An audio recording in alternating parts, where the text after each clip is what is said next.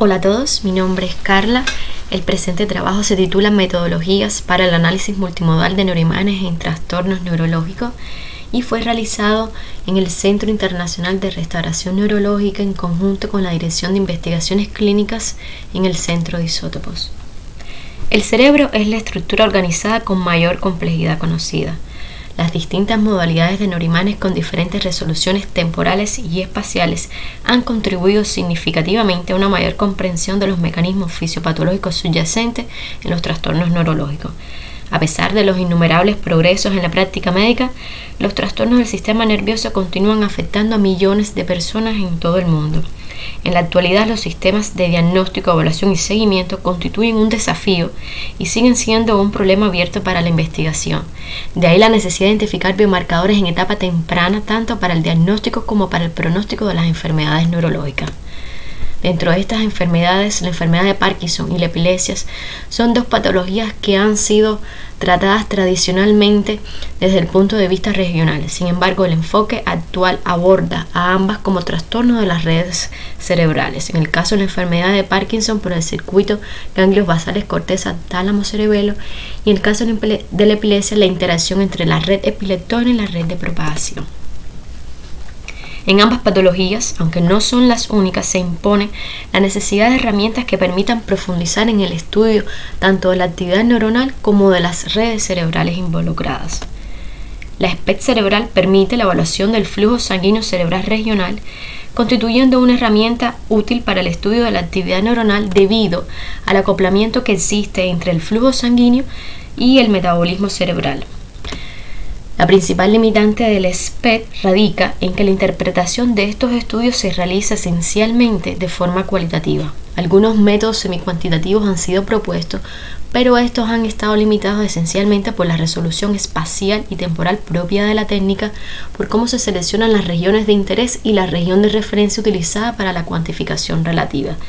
De ahí que todavía se requieran de metodologías que combinen e integren distintas neuroimágenes en aras de superar algunas de estas limitaciones. Y ese fue precisamente el objetivo del presente trabajo: desarrollar metodologías para el análisis de neuroimágenes de SPECT sobre un marco multimodal que permitan describir patrones de perfusión y conectividad cerebral. Este es el esquema del diseño empleado. La metodología integra la información derivada de la resonancia magnética estructural, la SPECT y el electroencefalograma. En una primera parte se realiza el preprocesamiento, que incluyó la corrección del efecto en volumen parcial del SPLET para los cálculos de índices de perfusión. Se realizó la segmentación de la imagen de resonancia magnética, obteniéndose los mapas de materia gris, materia blanca y líquido cefalorraquídeo, obteniéndose una máscara binaria que fue utilizada a partir de la selección de un atlas anatómico o probabilístico según la patología de estudio o la pregunta de estudio, permitiendo obtenerse un atlas individual por cada sujeto, o sea, teniendo en cuenta la anatomía individual de cada paciente.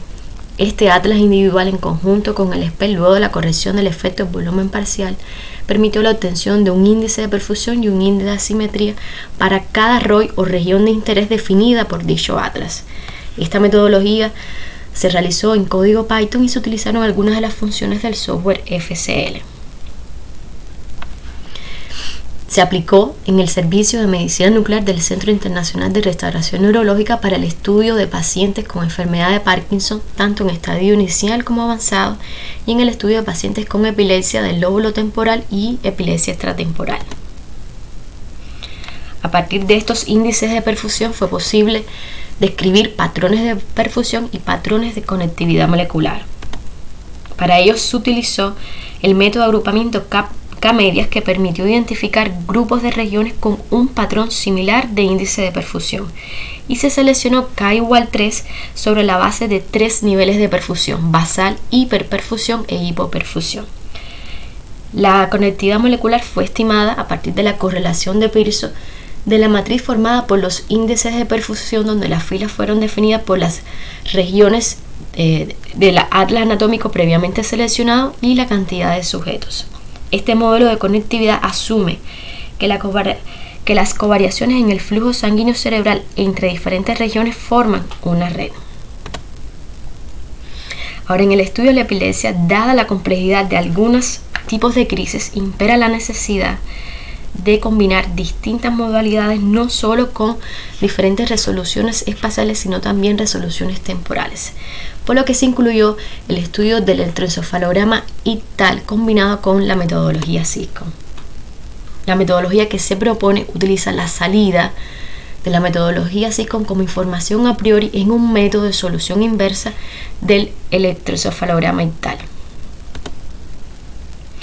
Y se aplicó en el estudio de pacientes candidatos a cirugías, tanto en el caso de la epilepsia del lóbulo temporal como la epilepsia extratemporal.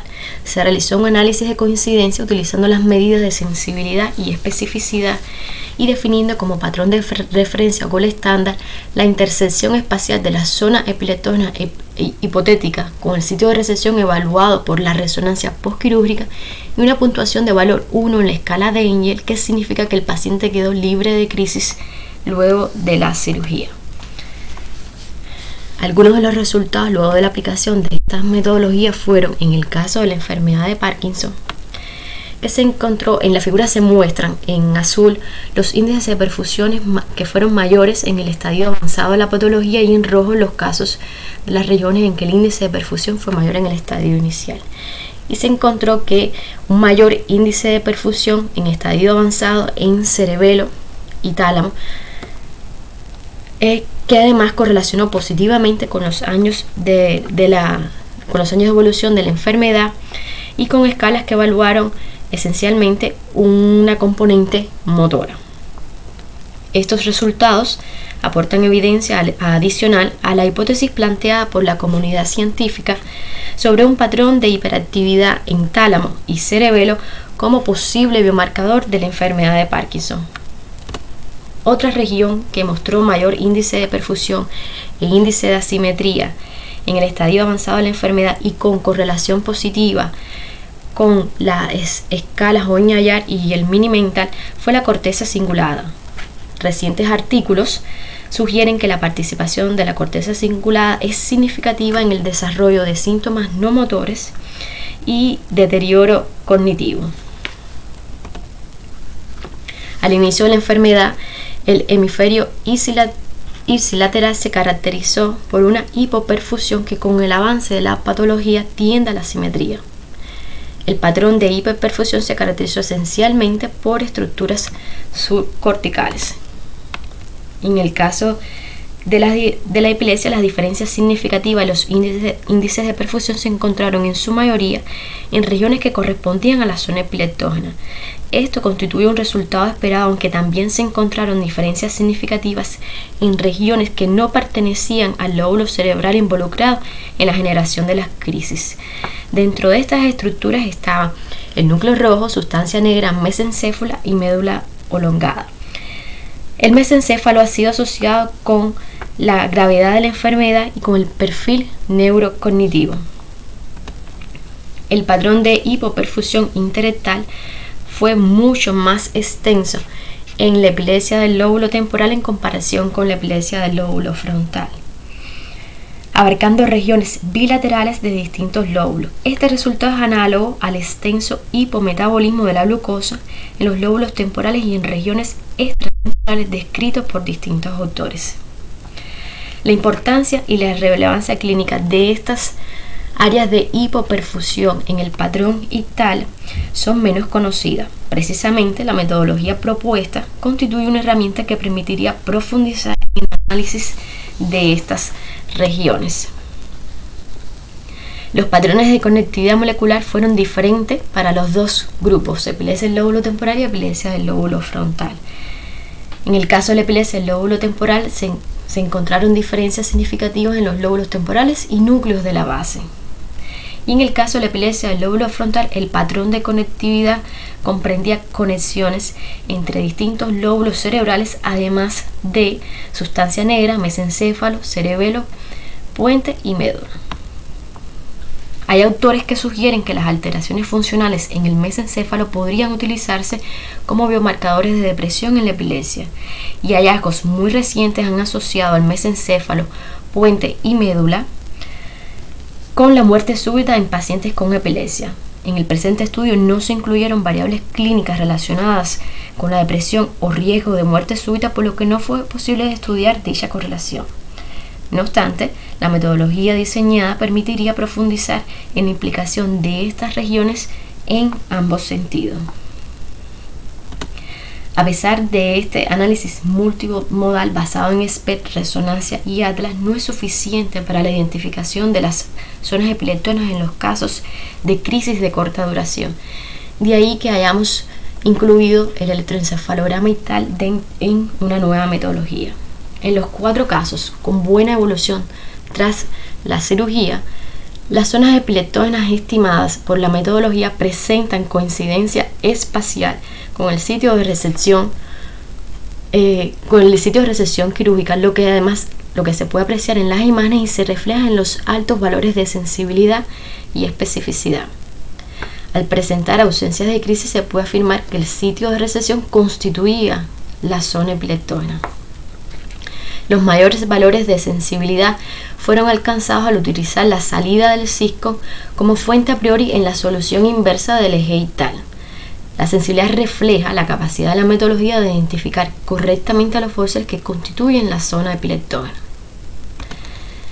En los 4 casos que presentaron crisis luego de la cirugía, la metodología reportó zonas epileptógenas que no coincidían en su mayoría o que coincidían solo parcialmente con el sitio de resección quirúrgica. Esto también se refleja en los bajos valores de sensibilidad y especificidad. La recurrencia de crisis indica que no se reaccionó o desconectó en su totalidad la región responsable del origen de las convulsiones. Por lo tanto, que los valores de sensibilidad y especificidad sean bajos para estos pacientes aporta fiabilidad en la metodología propuesta. A modo de conclusión, vemos que la integración modal basada en el SPECT, resonancia y atlas anatómicos permite abordar distintos trastornos neurológicos como el Parkinson y la epilepsia desde el enfoque de redes neurales, aportando además información superior a la obtenida por el análisis visual, lo cual es un paso de avance en la búsqueda de biomarcadores de estas enfermedades y un acercamiento a la medicina personalizada. En el caso de la metodología que incluye el electroencefalograma, vemos cómo la resolución temporal entre ambas técnicas es muy diferente, por lo que integra las fortalezas de las modelos y al mismo tiempo complementa sus debilidades.